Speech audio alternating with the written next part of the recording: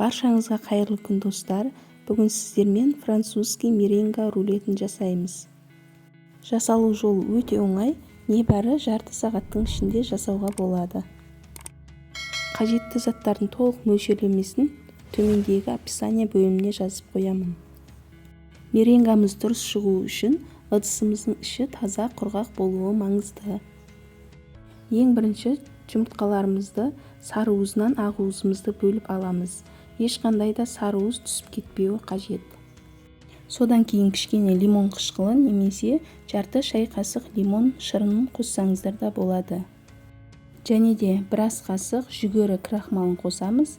Содан кейін баяу жылдамдықтан бастап, жылдамдығын көтере отырып миксерлейміз. Егер де сіздерде қол миксері болса, үздіксіз миксерлеп отыру қажет. Жұмыртқамызды 2-3 минуттай миксерлеп аламыз. Сол миксерлеп жатқан кезде 2-3 бөлікке бөліп қантымызды салып жақсылап миксерлейміз. Біздің меренгамыз өзін толықтай ұстап тұруы қажет. Содан кейін пергамент қағазына салып пешімізде пісіріп аламыз.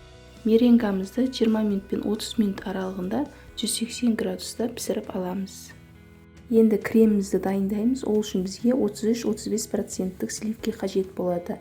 Салқын сливкемізді кішкене миксерлеп аламыз. Содан кейін қант ұнтағын, творожный сырымызды салып, тағы да миксерлейміз. Осылай кремімізді дайындап аламыз. Біздің меренгамыз осылай пісіп шықты. Енді келесі пергамент қағазына екінші бетіне аударып қоямыз. Содан кейін толықтай суығаннан соң кремімізді арасына жағып шығамыз. Қалауларыңыз бойынша арасына құлпынай, банан салсаңыздар болады. Мен құлпынай салдым. Енді астына төселген пергамент қағазының көмегімен видеода көрсетілгендей етіп рулетімізді ораймыз.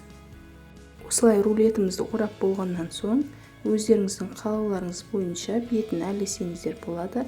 Мен осылай артылған креммен, содан кейін құлпынай және жалбызбен әсемдедім.